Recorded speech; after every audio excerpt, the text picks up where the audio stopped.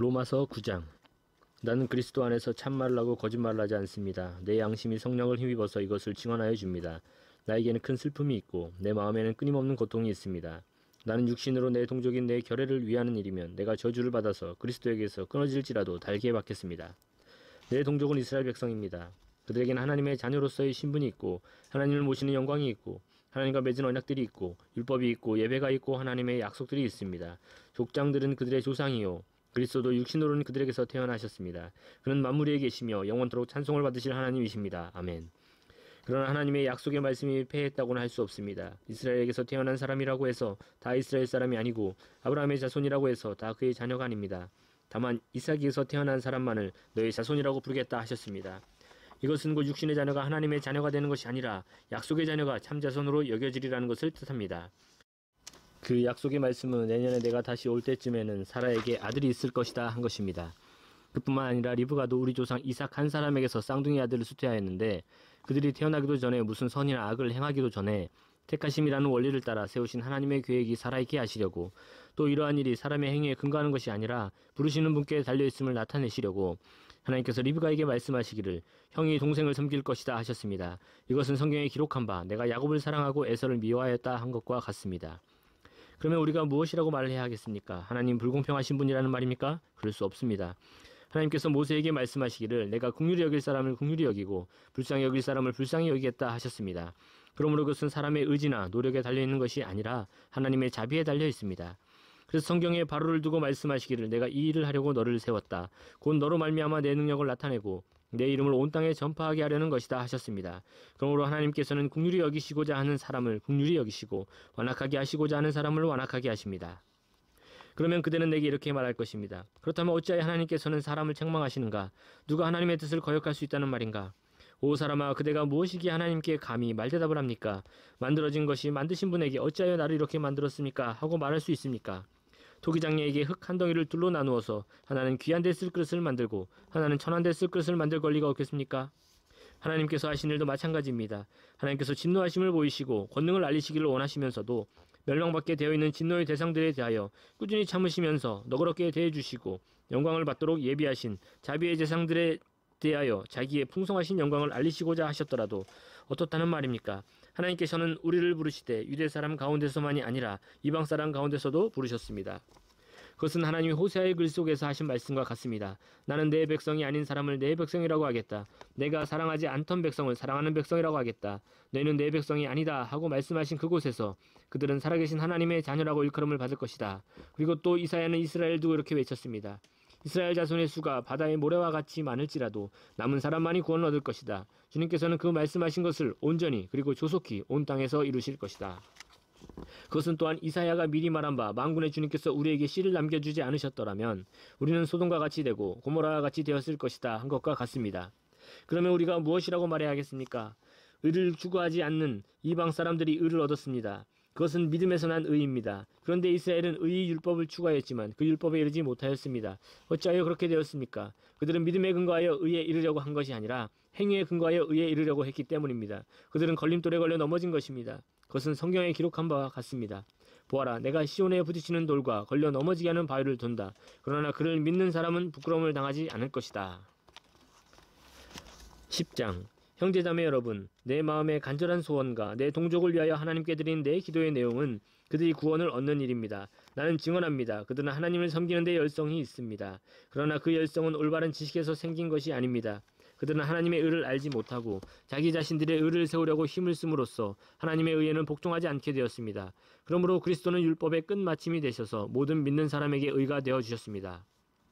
모세는 율법에 근거한 의를 두고 기록하기를 율법을 행한 사람은 그것으로 살 것이다 하였습니다. 그러나 믿음에 근거한 의를 두고는 이렇게 말합니다.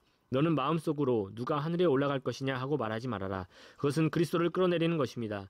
또 누가 지옥에 내려갈 것이냐 하고 말하지도 말아라. 그것은 그리스도를 죽은 사람들 가운데서 끌어올리는 것입니다.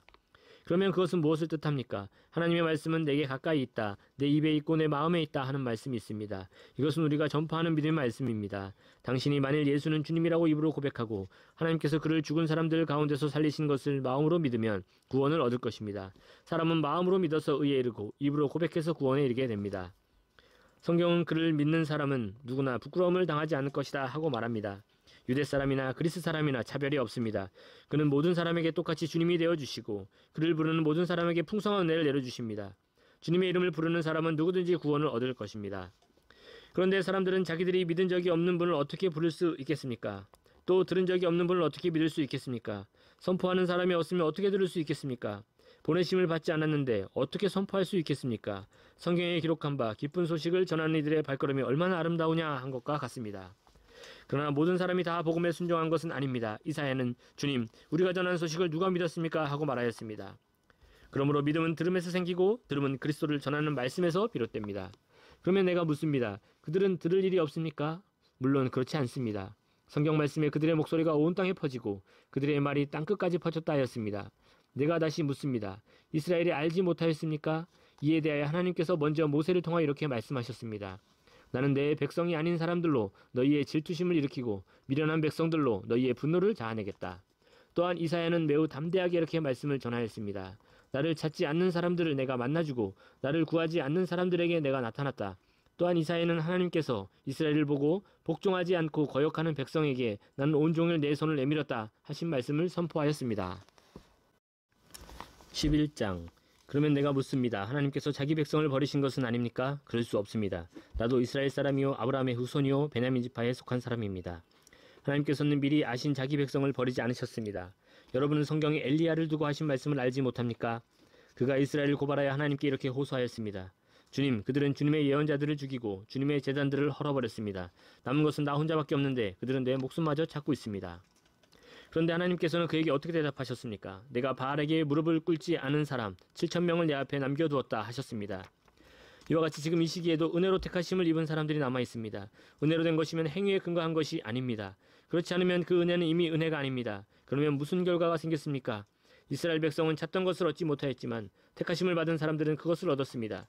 그리고 그 나머지 사람들은 완고해졌습니다. 성경에 이렇게 기록한 바와 같습니다. 하나님께서 그들에게는 혼미한 영을 주셨으니 오늘까지 그들은 눈이 있어도 보지 못하고 귀가 있어도 듣지 못한다. 다윗도 다음과 같이 말하였습니다. 그들의 밥상이 그들에게 올무가 되고 덫이 되게 하여 주십시오. 그들이 걸려 넘어지고 보복을 받게 하여 주십시오. 그들의 눈이 어두워져서 보지 못하게 되도록 하여 주십시오. 그들의 등이 언제나 굽어있게 하여 주십시오. 그러면 내가 묻습니다. 이스라엘이 걸려 넘어져서 완전히 쓰러져 망하게끔 되었습니까? 그럴 수 없습니다. 그들의 허물 때문에 구원이 이방 사람에게 이르렀는데 이것은 이스라엘에게 질투하는 마음이 일어나게 하려는 것입니다. 이스라엘의 허물이 세상의 부요함이 되고 이스라엘의 실패가 이방 사람의 부요함이 되었다면 이스라엘 전체가 바로 설 때에는 그 복이 얼마나 더 엄청나겠습니까? 이제 나는 이방 사람인 여러분에게 말합니다. 내가 이방 사람에게 보내심을 받은 사도이니만큼 나는 내 직분을 영광스럽게 생각합니다. 나는 아무쪼록 내 동족에게 질투심을 일으켜서 그 가운데서 몇 사람만이라도 구원하고 싶습니다.